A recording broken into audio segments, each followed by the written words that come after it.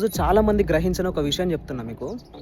ఎలా అంటే మనకంటూ సొంత నిర్ణయాలు పెట్టుకొని, మనకంటూ ఒక ప్లాన్స్ యేసుకొని, ఒక స్కెచ్ యేసుకొని దేవుని దగ్గరికెళ్ళి, దేవా ఇది నా లైఫ్‌లో జరగాలని చెప్పి ప్రేయర్ చేస్తున్నారు.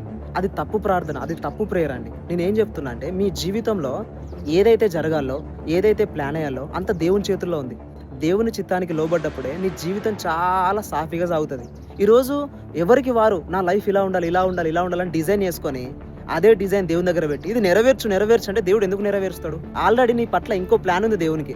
ఆ ప్లాన్ ఏంటో ప్రార్థనలో నువ్వు గ్రహించి నువ్వు ప్రార్థనలో యథార్థంగా కూర్చున్నప్పుడు దేవుడు స్పష్టంగా నీకు బయలుపరుస్తాడు. ప్రార్థనలో కనిపెట్టాలి. నీ స్వంత ఆలోచనల్ని సమాధి చేసినప్పుడు దేవుడు స్పష్టంగా నీతో అప్పుడు మాట్లాడతాడు. నీకంటూ కొన్ని ప్లాన్స్ చేసుకొని నా లైఫ్ ఇలా అని చెప్పి నువ్వు ముందుకెళ్ళావనుకో ఏదో ఒక రోజు భయంకరంగా ఏడవాల్సి వస్తుంది. నేనేమంటున్నా అంటే దేవుని చిత్తం ఏంటి? దేవుడు ఏం చేయాలనుకుంటున్నాడు? దేవుని ప్లాన్ ఏంటి? అసలు ఈ భూమి మీద జన్మించడానికి కారణము దేవుడే కదా. దేవుడు ఎందుకు నాకు ఈ లోకంలో జన్మనిచ్చాడు? లోకంలో నేను ఎందుకు జన్మించాను?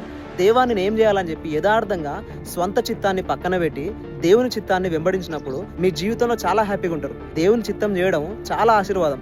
మీ పట్ల దేవునికి ఒక చిత్తం ఉంటుందండి. ఆ చిత్తము తెలుసుకునేంత వరకు మీ సొంత ఆలోచన పనిచేస్తే ఏదో ఒక రోజు భయంకరంగా మీరు ఏడవాల్సి వస్తుంది. ఆత్మీయ జీవితం ఎలా ఉన్నదంటే ఒక వైట్ పేపర్ తీసుకొని పూర్తిగా మనం ఏం చేయాలనుకుంటున్నాం, మన చిత్తం ఏంటో, పూర్తిగా మన ఆశ ఏంటో అందులో రాసి దేవా సిగ్నేచర్ పెట్టమని చెప్పి దేవునికి ఇస్తున్నాం. కానీ అసలైన ఆత్మీయుడు, అసలైన భక్తిపరుడు, అసలైన విశ్వాసి ఏం చేస్తాడు తెలుసా? వైట్ పేపర్ మీద కింద సిగ్నేచర్ చేసి దేవా నా లైఫ్ ఏంటో నువ్వే రాయి ప్రభువా అని చెప్పి వైట్ పేపర్ మీద కింద సిగ్నేచర్ చేసి దేవునికి ఇస్తాడండి. అసలైన విశ్వాసం అంటే ఇదే కదా.